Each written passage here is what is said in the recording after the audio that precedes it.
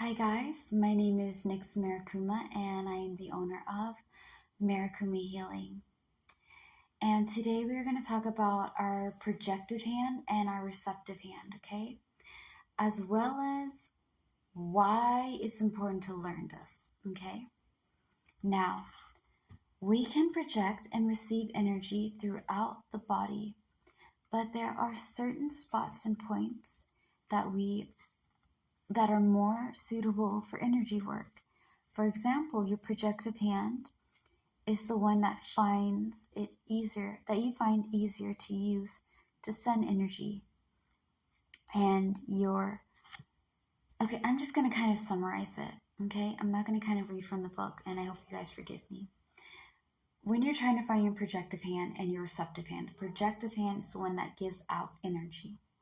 The receptive hand is the one that gives in, the one that absorbs it, the one that senses the energy and the vibrations and things of that nature, okay? All right. You sit down with your left like this, and you combine your hand like this. You cross them. And the thumb that is bigger, okay? So if my right thumb is bigger than my left, then this hand would be the receptive hand, and this is the projective. For me, a lot of people do not know this about myself, but I actually write with both hands. I prefer the left hand. It feels more comfortable, okay? So I'm ambidextrous, right? I write with both hands. I cross my hands, and my left thumb is bigger than this thumb. So my left hand is the one that projects the energy, and my right hand is the one that brings in. Now, I know that's normal for most people, but for me, it's actually both. I can project either or with either or hand. So, for example, this is my protective jar. Okay, I know, it's in a gin bottle. I collect bottles, guys. I collect jars, bottles, containers. I have my rosemary. I have mint. I have moon water, full moon water, I believe, for beginnings, protections, and charges and things of that nature. We're going to learn about the phases of the moon, I promise you, later on in these videos, okay? So, we're going to put it up. Let me see if I can move this back a little. Okay, because I have cushions. I'm going to move it back here. I'm going to put my book there. I'm going to relax, okay? You don't want to have energy that's like this. Nervous, uncertain, angry, anxious. You don't want that. You do not want that for your protection. You want calm and relax. So we're going to take some breaths.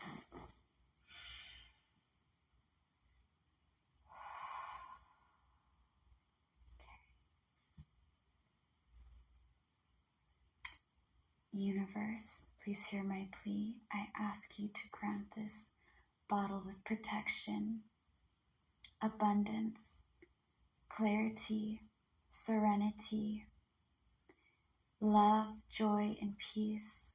I ask you, universe, to please bless the rosemary. Bless the rosemary for purification, for clarity of mind, soul, and body, and heart. To have protection against anything that's malice, negative, threatening, deceitful, confusing, anything that's trying to bring me down or my loved ones. I ask you to bless the rosemary for abundance, prosperity, good luck, good fortune, and wealth. I ask you to bless the mint with clarity, focus, and strength for abundance, prosperity, and protection against negativity, against malevolent energies or energies of toxic people and situations. I ask you to bless the obsidian to shield and ground in faces of uncertainty. I ask you to bless the obsidian, universe, in this protective bottle.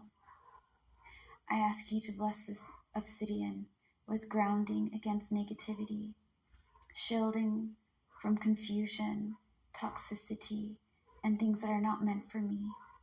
I ask you to bless the water that I put into this bottle.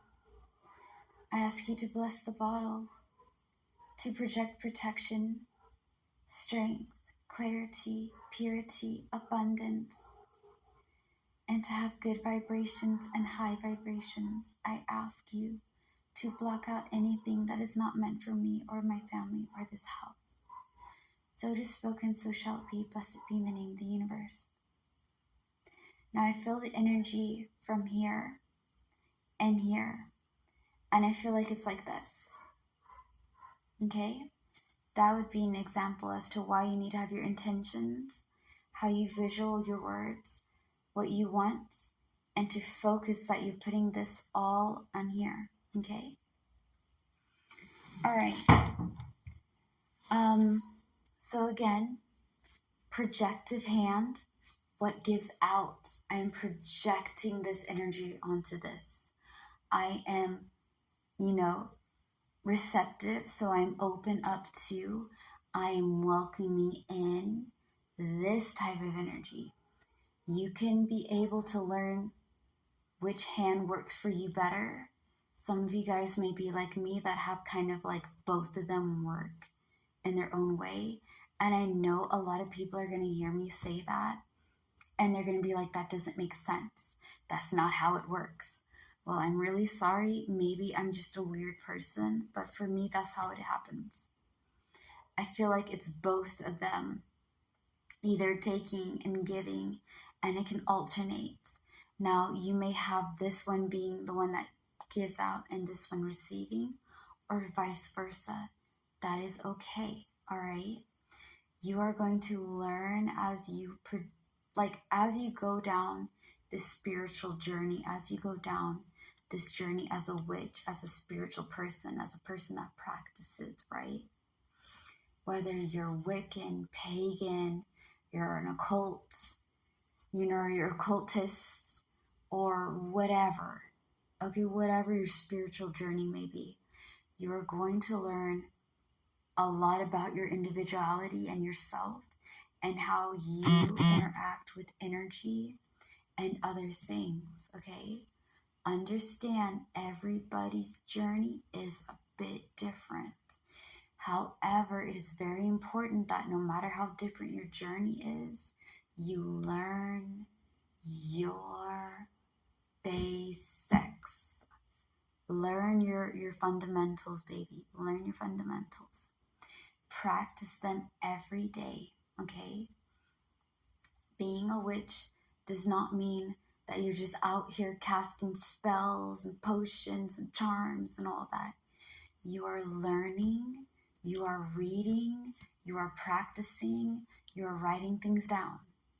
It is 99% study, 1% razzle dazzle, baby. All right? Okay. As always, guys, please remember to slay the day, be happy, and be gay. Peace out. I love y'all, and stay tuned for more. We're going to talk about ethics and witchcraft. So, it's going to be very interesting. All right. Bye.